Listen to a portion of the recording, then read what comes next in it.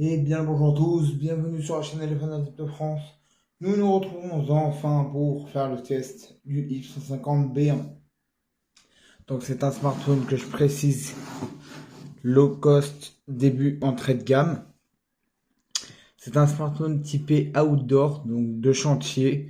Il sera résistant à l'immersion sous l'eau, il sera résistant au choc, à la poussière, au jet haute pression. Il a toutes les normes de ce type de smartphone. Quelles sont ses particularités? Qu'est-ce qui font que ce smartphone se démarque un peu de la concurrence? C'est parti, nous allons nous attarder là-dessus. Donc, nous commençons par la partie logiciel. Donc, c'est de l'Android stock. C'est voilà, c'est vraiment stock avec le tiroir de notification. Voilà, tu peux faire des packages comme ça. À gauche, le volet Google avec toutes les notifs. Voilà, on a une boîte à outils qui est vraiment propre. Vous pouvez voir que je l'ai jamais ouvert d'ailleurs. Propre à ce type de smartphone où tu as la lampe torche, la boussole, le compteur, le compas, fil d'aplomb, le minuteur, la loupe, simulateur sonore et le pédomètre. Voilà. Après, nous allons aller donc... Hop. Oui, il faut aller tout en bas parce que je ne l'ai pas vu dans le menu d'accueil. Ici. Nous allons aller tout en bas dans Système. Donc Système, c'est déjà ça que je vais vous montrer. On va dans Mise à jour. Voilà, dans Mise à jour. Donc il faut savoir que je n'ai pas eu de mise à jour. Mais il faut savoir que la mise à jour de sécurité d'Android n'est pas si vieille que ça. Car elle date du 5 mars 2023. Donc c'est pas si vieux. On est sur de l'Android 12. Est-ce qu'il passera sur Android 13? Je n'en ai strictement aucune idée. Car il faut savoir que l'ancien modèle que j'avais eu, le premier d'ailleurs modèle que j'ai eu de la marque, qui était le premier modèle de la marque tout court, c'était le F150 R2021 ou H2021. Non, je crois que c'était R2021, qui était un low cost et qui, il me semble, était sorti à l'époque sur Android 10 et qu'il allait avoir une mise à jour sur Android 11. Bon, moi, j'ai pas eu le temps de le voir car je l'avais revendu entre temps. Voilà. Pour ce qui est du capteur d'empreinte digitale, il se situe ici. Parfaitement fonctionnel. C'est pas très rapide, mais rappelons que c'est un entrée de gamme. Et là, c'est la reco faciale. Qui pareil, n'est pas très fluide, mais est parfaitement fonctionnel. Donc on va dans Système. C'est ici. Je sais plus si c'est ici que je voulais vous montrer. Oui, donc déjà, je ne sais pas pourquoi. Vous allez dans Système. Vous allez dans Gestes, Navigation Système. Et c'est là, en fait, où vous avez soit les trois boutons en bas, soit comme ceci, avec les gestes. Je ne sais pas ce que ça fout dans Système. Donc déjà, ça, c'est pas forcément logique. Mais pourquoi pas, hein. C'est à prendre en compte. On a le DuraSpeed. Voilà. DuraSpeed permet d'accélérer l'application au premier plan en limitant les applications en arrière-plan. Sécurité et urgence, mot de passe et compte, confidentialité, sécurité. Donc, application analysée hier. Nanana. Je vous laisse regarder, hein. Après, c'est assez standard. On va dans écran. Écran, donc là, je suis niveau de luminosité au maximum. Dehors, franchement, même avec le mode sombre activé, on voit ce qu'il y a sur l'écran. C'est pas extraordinaire, c'est sûr. On est sur 400 nits. Donc c'est faible, mais ça reste correctement lisible pour un téléphone dans cette gamme de prix et cette gamme d'univers. On a de la luminosité adaptative, on a les fonds d'écran. Bon, moi j'ai les miens, mais voilà.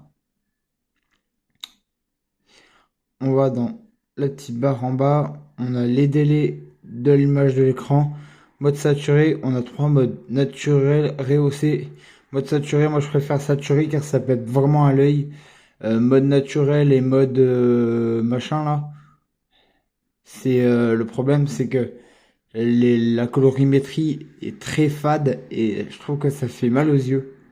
Je préfère moi avoir de la couleur qui vraiment soit éclatante à l'œil, même si elle surpasse un petit peu la réalité, que avoir quelque chose de fade qui te défonce les yeux, simplement. Taille de la police, taille de l'affichage, etc. Stockage. Donc, hop, hop, hop. Là où pareil, je n'ai pas compris du tout, c'est que moi j'ai un 64 Go de stockage en ROM. Et il faut savoir que sur Amazon, ils ont dû se gourer car ils ont mis 12 Go de RAM. Et c'était bien spécifié 6, il me semble, mais on va voir sur ces discounts. Car faut savoir que c'est bizarre qu'il y ait du 12 Go de RAM. J'ai essayé de trouver donc l'appli qui permet d'augmenter la RAM. Ben, elle y est pas. Donc bug au niveau du descriptif de la fiche technique sur Amazon de ce modèle. Batterie, donc il reste plus de 2 jours d'utilisation. C'est un smartphone qui a une batterie de 10 000 mAh, ça consomme que dalle. Je l'ai rechargé hier soir, je suis à 80%, donc sans aucun souci, même avec une utilisation intensive. C'est un petit processeur, le Helio G37 qui consomme absolument rien. C'est un smartphone qui est bien, qui est assez équilibré. Faut savoir que pour ce prix, franchement, on a une autonomie. Tu peux partir la semaine en oubliant ton chargeur, t'es tranquille, hein, parce que dans tous les cas, le smartphone te fera une durée d'une semaine sans aucun souci. Notification, application, voilà, hein, il y a un peu tout. Donc, qu'est-ce qui va s'allumer? Donc voilà, maintenant nous avons derrière. Donc là, nous avons un mini écran LED qui va t'afficher simplement l'heure, le pourcentage de batterie et la date. Voilà, il s'est éteint. Et il m'a semblé que j'ai vu la fonctionnalité. Donc il faut qu'on retourne dans paramètres, dans écran, dans plus, on va dans... Putain, je suis sûr que je l'avais vu là-dedans. Éclairage nocturne. Affichage de l'écran auxiliaire, vous cliquez dessus. Vous pouvez choisir le temps d'animation. Vous allez dans affichage, afficher le style. Voilà. Et vous avez plusieurs versions. Après, je sais pas comment ça s'active parce que des fois, il se met, des fois, voilà. Voilà. Donc ces gadgets, c'est sûr. Je trouve que ça a quand même une utilité pour en plus un téléphone low cost. Je trouve que c'est vraiment pas mal. C'est un petit plus, on va dire, même si cela reste gadget. On descend là-haut. Bon ben assez classique, hein. Voilà, je vous laisse regarder. On va pas s'attarder trop longtemps là-dessus. Voilà. Nous allons passer directement à la partie photo-vidéo. Ça sera une partie qui sera faite. Donc, c'est un smartphone qui fait de jolies photos en vue de sa gamme de tarifs. C'est un smartphone qui a de bonnes qualités photo, que ce soit avec la caméra selfie ou la caméra principale.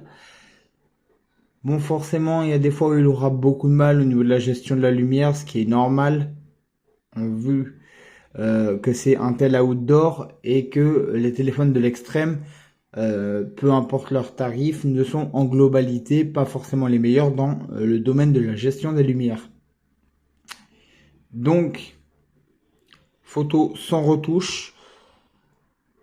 C'est des photos en... bon, j'ai fait différentes photos. Là, on est en full écran. Donc, on a une belle colorimétrie qui est propre, qui est nette. On a une colorimétrie qui est naturelle, qui correspond parfaitement à ce que moi je vois à l'œil nu. Là, je suis donc au format plein écran avec la totalité des 20 mégapixels que propose cet appareil photo. Voilà. Là, une autre photo, donc en plein écran. On peut voir que là, la colorimétrie commence à être un peu trop saturée. En haut, le ciel aussi qui est un peu mal, qui est un peu cramé. Mais faut le pardonner. Là, un peu à contre-jour. Bon, dès que tu zoomes, tu vois que ça devient très très vite flou par endroit de la façade de l'église. Ça, j'ai voulu essayer en fait de faire à contre-jour, prendre la photo de la lanterne. Mais bon, comme ça, ben, le rendu, ben, il est là, hein, c'est pas faisable. Alors du coup, j'ai retouché la photo avec Snapseed et le rendu était beaucoup plus quali, beaucoup plus propre. Voilà, c'est que pour le moment que les photos que j'ai pris en full écran. Donc là, c'est la caméra selfie, euh, mode HDR auto en 8 mégapixels en full screen. Et ben, je trouve que pour du 8 mégapixels, c'est propre. Franchement, c'est très propre, hormis que le ciel derrière moi soit cramé, le rendu reste vraiment qualitatif. On va du coup basculer comme ceci pour vous montrer la suite des photos. Donc pareil en full écran, c'est assez propre. Franchement, le rendu est assez propre. De toute façon, en globalité, hein, le rendu photo est vraiment propre dans sa globalité. Donc là, c'était en 4 tiers, comme vous pouvez le voir, avec ma tronche, qui est magnifique. Voilà, c'est assez propre. Voilà, et une photo en mode portrait. On peut voir que le détourage est catastrophique. Par contre, on peut voir que mes écouteurs là sont flous. Là, le contour, je perds des cheveux, c'est flouté. Bon, mode portrait, il est là, mais c'est plus anecdotique que réellement exploitable. Ça, c'est une autre photo en 4 tiers, propre, nette, le rendu. Voilà. C'est vraiment un bon téléphone pour la photo en vue de son prix. Encore une fois, je sais que je fais que parler du prix, mais c'est que je sais qu'il va y avoir beaucoup de critiques négatives. Mais il faut toujours voilà, avoir les pieds sur terre et voilà, c'est que tu as des concessions à faire en vue du prix. Voilà. Donc ça, c'est la mairie de ma ville, donc la mairie de Limoges. Moi, je zoome hein, au maximum. Voilà. C'est propre, c'est correct.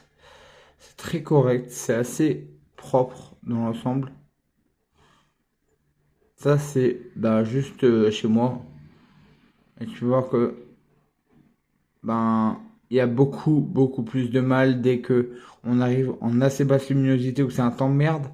Donc ça, c'est une photo de ma mobilette faite en bas sur mon parking avec les 3 flashs à l'arrière. Donc ça donne ça. Le rendu est pour moi très limite. Voilà, le focus a énormément de mal. Bon, c'est pas du tout fait pour faire de la photo ou de la vidéo de nuit dans tous les cas. Ça, c'est une photo de ma tronche hier soir en basse luminosité. Je trouve que ça passe. Franchement, ça passe. Je m'attendais à bien pire au niveau du rendu. Voilà, pour ça c'est bon. Maintenant, nous allons nous attaquer à la vidéo. Je vais vous montrer vidéo prise avec ce smartphone. C'est parti, nous allons commencer par une vidéo en selfie. Et salut, on se retrouve du coup avec la caméra. Hop. Selfie du If 150. Et comme ça, vous pourrez entendre également la qualité du son en communication. Donc, la caméra avant m'a l'air mieux gérée en termes de luminosité, de captation de la lumière. C'est beaucoup mieux géré. Même si tu vois hein, que c'est un peu cramé à droite à gauche. C'est normal, on est encore une fois sur un entrée de gamme. Donc, voilà. Qui dit entrée de gamme dit forcément concession. Logique. Faut mettre la qualité par rapport à son rapport prix. Bon, tu te doutes, qui dit outdoor dit aucune stabilisation numérique. Dans les deux cas, en dorsale et frontale. Il y a nada. Mais clairement, je trouve que la qualité est beaucoup plus propre sur la caméra selfie. En tout cas, pour la vidéo. Donc voilà, donc faut savoir qu'il n'y a aucune stabilisation en vidéo en frontal et en dorsale. Faut savoir aussi que là, je parlais du coup, c'était une journée où c'est vraiment le temps était grisâtre, très mauvais. Et du coup, c'est pour ça que vraiment en frontal, ça gérait vachement mieux. Je vais vous montrer la vidéo. Bon, c'est parti, salut. Je vais vous montrer la vidéo captée avec la caméra principale de 20 mégapixels à l'arrière en Full HD 30 images secondes et vous allez voir que c'est un jour vraiment extrêmement pourrave. On va voir ce que cela donne. Que le rendu peut donner sur une entrée de gamme comme ça. Je filme à bord du IF 150D1. Bon, ça a l'air assez sombre sur l'écran. On va pas se le cacher. Bon, le temps n'est pas adéquat, hein, je vais pas vous mentir. Le temps est vraiment pourri. Un coup, il pleut, ça tombe des cordes. 10 minutes après, ça s'arrête. Il y a un petit peu d'éclaircie. Ça refait tant de merde. Bon, après, comme je vous l'ai dit, hein, c'est un entrée de gamme qui, avec les frais port compris, vaut maximum 140 € dans cette version. Donc,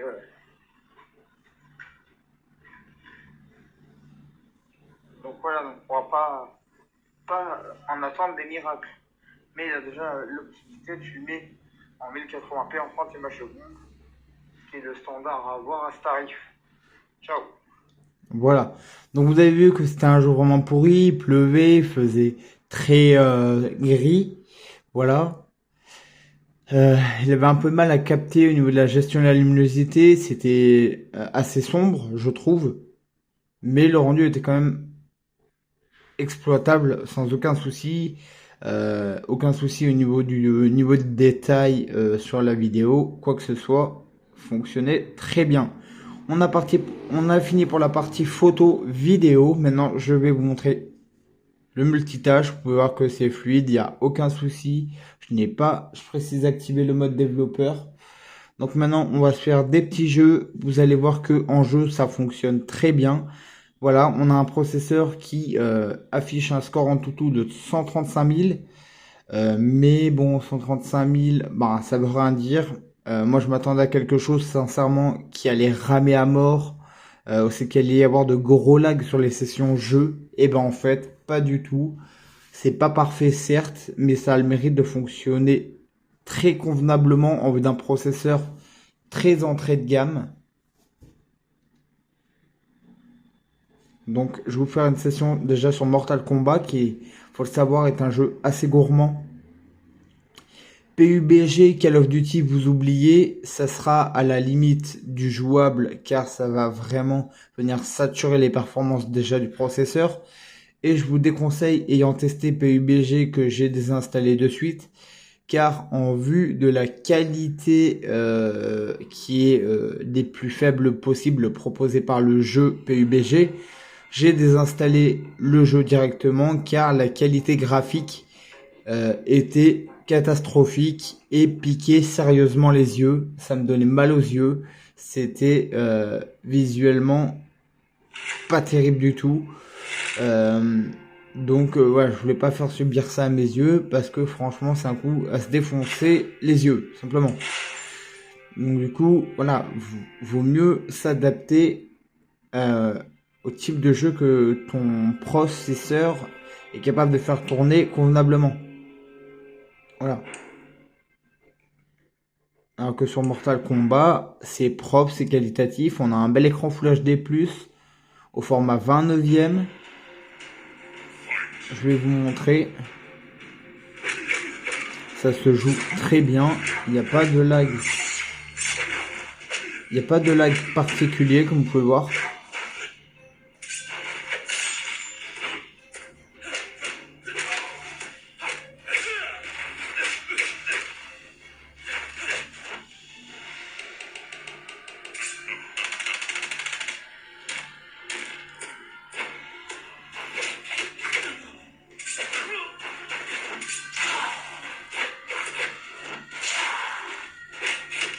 crois que ça se joue assez bien.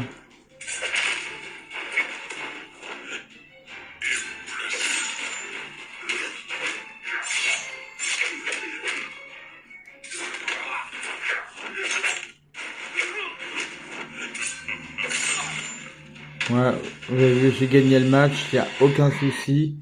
On va se faire un autre jeu.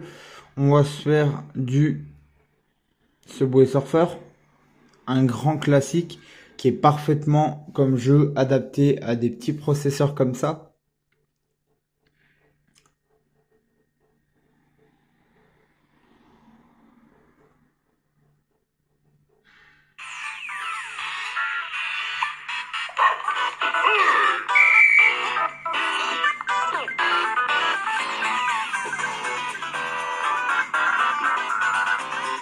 Ah, bon, on va faire ça, c'est que je regardais à travers l'écran du ZTE.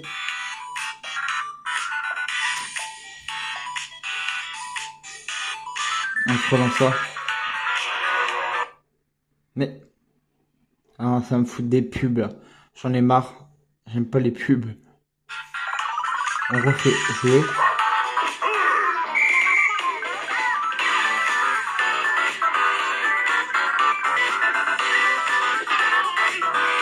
Moi, c'est moi. Moi, j'ai vu que ça tombe plutôt bien.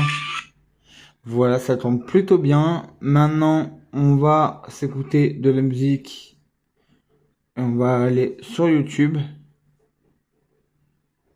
On marque musique sans droit.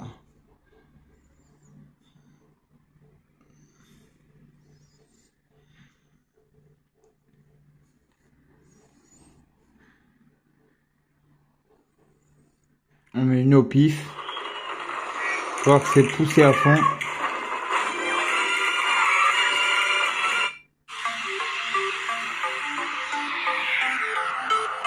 Bon, le son sort de là. D'ici.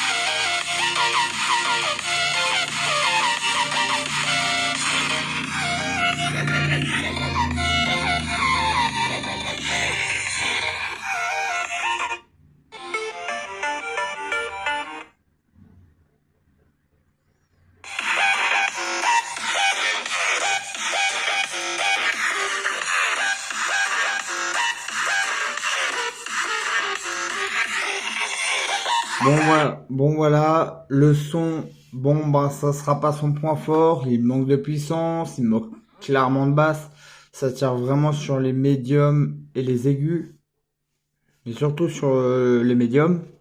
Je vais vous montrer une vidéo sur YouTube pour que vous voyez l'écran. On a quand même un bel écran. Vidéo forêt 4K. Hop.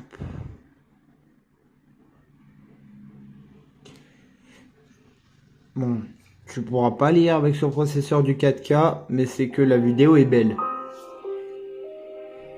Donc, on remet un peu en arrière, en full écran, on met en résolution 1080p. Parce que je pense pas que tu pourras lire au-dessus, même si j'ai pas essayé. Voilà, on a de belles couleurs, on a un bel écran, on a un bon Full HD+. Les couleurs sont chatoyantes. Et franchement, elles sont belles à l'œil.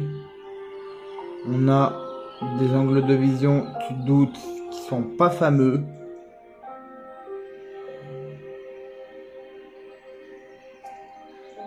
On n'a pas de traitement anti-reflet sur l'écran.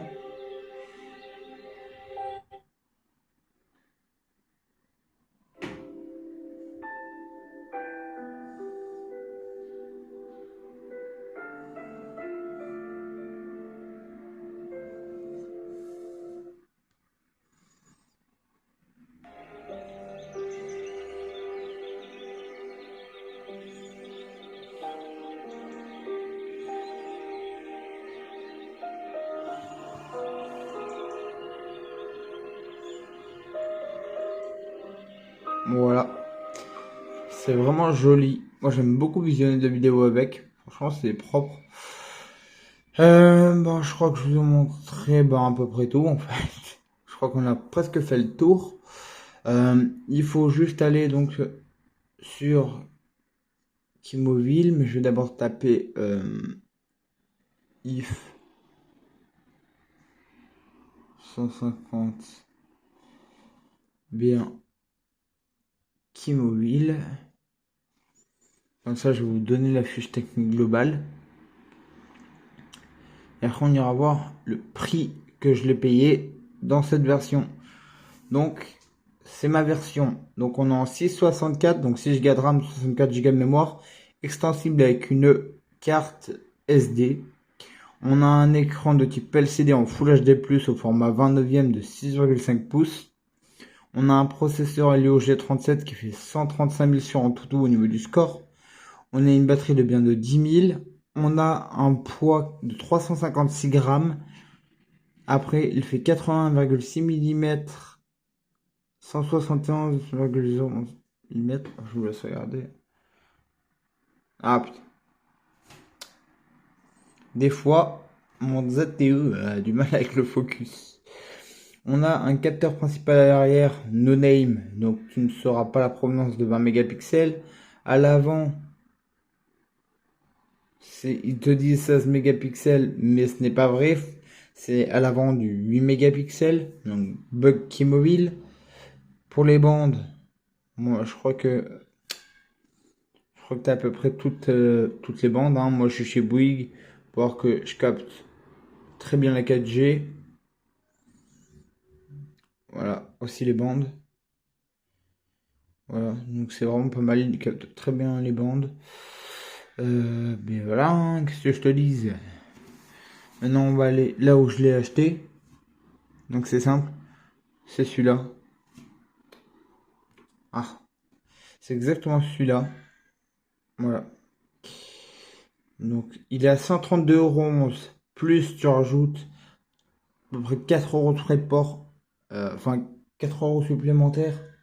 Parce que tu vas vouloir le recevoir rapidement. Faut compter 2 jours pour le recevoir. Et du coup, il va passer à 140 €. Voilà, mais 140 €. Bon, là, on a fait le tour global. 140 €, tu as un smartphone qui est très polyvalent. Tu as un processeur, certes entrée de gamme, mais qui a quand même des atouts, vu qu'il est très très peu énergivore.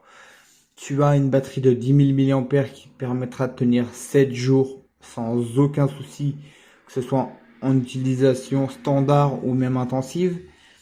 Il est capable de faire tourner quelques jeux, même si voilà, n'essayez pas de faire tourner du PUBG ou du Call of, car ça va, je vais pas vous mentir, ça va ramer à la mort, et puis le niveau de qualité graphique va être désastreux, à vous en faire mal aux yeux. Donc je ne vous conseille clairement pas. Donc vous pouvez voir qu'on peut recevoir les notifications aussi directement sur l'écran de verrouillage. Voilà. Il faut savoir également que on a un smartphone, voilà, qui est entrée de gamme. On va refaire les points positifs, on fera les points négatifs après. Donc en positif, qui veut dire, hop, donc tu as un écran en résolution Full HD+. Tu as un écran avec caméra avec poinçon et non à goutte d'eau. Tu as un téléphone qui est capable de filmer en Full HD à l'avant, en selfie et en dorsale. Tu as de la recharge 18 watts. C'est pas de la grosse charge, mais c'est considéré tout de même comme de la recharge rapide. Tu as un smartphone avec une bonne gestion logicielle en global, car vu le score qu'il possède sur Antutu, on a quand même quelque chose d'assez fluide. On tourne sur du 60 Hz uniquement en termes de taux de rafraîchissement d'écran, mais bon, on s'y attendait à ce tarif.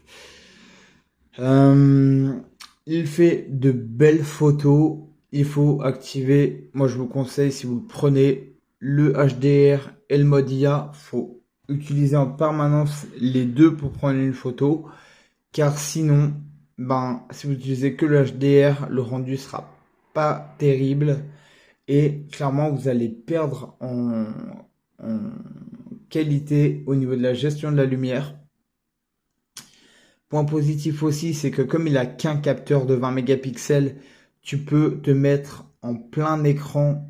Cela ne va pas baisser son nombre de pixels. Donc ça, c'est très bien. En selfie, c'est pareil. Vous pouvez vous mettre en full écran pour prendre une photo et restera en 8 mégapixels. Donc ça, c'est vraiment bonne qualité. Qu'est-ce que on peut rajouter? Eh ben, en qualité, je crois qu'on est déjà pas mal. Haute qualité, je sais pas si je vous l'avais montré. En plus d'avoir un film trempé en verre dans la boîte fournie par le constructeur, on a également caméra, enfin pas une caméra, un film plastique transparent classique sur le smartphone. Le son en communication, je vous l'ai pas fait écouter, bah, je vais vous donner un petit retour. Comme ça, vous verrez vite fait. Ça vous donnera un rendu.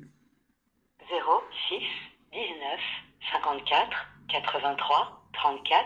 Merci de laisser un message après le bip sonore. Voilà. Alors,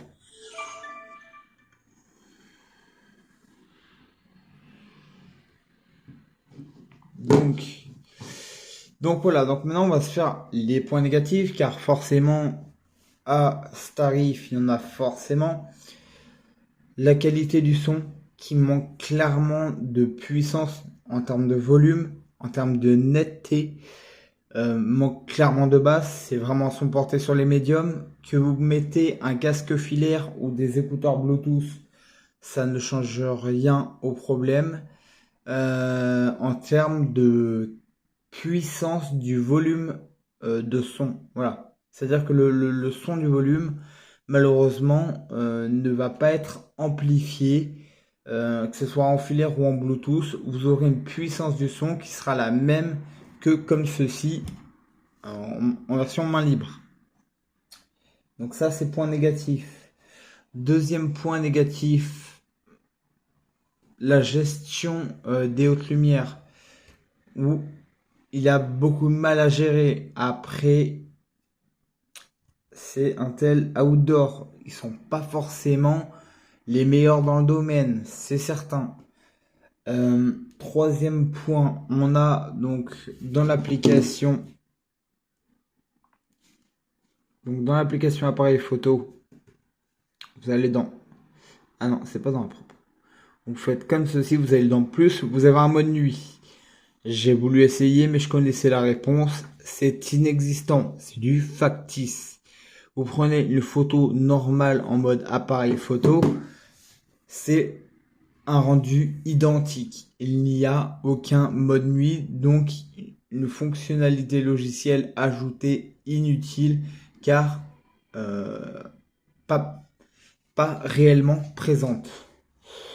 Et puis, je crois qu'on a fait le tour. En globalité, c'est un smartphone qui vous conviendra parfaitement dans la vie de tous les jours. C'est un smartphone qui clairement est assez performant en vue de son prix, toujours. Car il faut savoir qu'il y avait une version, un autre modèle de la marque qui était plus cher. Je crois que c'était le R1 Pro. Non, pas dire de conneries, je vais vous montrer. On va aller sur Cdiscount et je vais vous montrer le problème. On va sur Cdiscount et je vais vous montrer le souci. Vous allez là, vous tapez if 150. Voilà, si c'est bien ce que je vous ai dit, j'ai pas dit de bêtises. C'est le modèle R1 Pro qui est beaucoup plus cher car il est à presque 165 €. Il est plus puissant dans l'univers de la photo, de la vidéo, certes, mais là où c'est que clairement il est beaucoup moins qualitatif, c'est au niveau de son processeur, car on est sur le Helio G35. Voilà, Helio G35. Le téléphone est beaucoup plus cher car il a de la vision nocturne, caméra infrarouge et tout, ok. Mais tu as un processeur qui est beaucoup moins performant que celui proposé sur ce i150 B1 qui vaut lui 140 €, toute charge comprise. Donc voilà. Non, moi je trouve que c'est un bon petit modèle. En termes de look, il se démarque totalement de ce qu'on peut voir au jour d'aujourd'hui.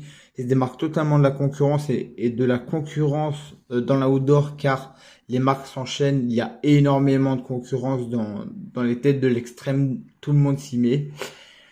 Sinon, en globalité, il est beau, il est bien fini, il respire la solidité, la qualité de finition est irréprochable. Il faut savoir encore une fois que c'est Oukitel derrière. Je vous refais vite fait le topo et après on s'arrête là. Il faut savoir que les marques suivantes, donc Haute-Wave, i150 et la nouvelle marque créée il y a tout juste quelques semaines du nom de Fossibot, c'est le groupe Oukitel. Ces trois marques-là appartiennent à Oukitel. Voilà. Je tenais à vous le repréciser car beaucoup se posent la question. Donc voilà, donc c'était le test du IF 150 B1, un petit low cost entrée de gamme très intéressant en vue de son prix, avec je dirais plus de qualité que de défaut. À vous de faire votre propre avis et n'hésitez pas d'ailleurs à le laisser en commentaire, je vous répondrai. Je vous souhaite une bonne journée ou une bonne soirée, cela dépend quand vous regardez la vidéo. Prenez soin de vous, prenez soin de vos proches, prenez soin de vos merveilles de technologie et on se dit à une prochaine pour une prochaine vidéo. Ciao!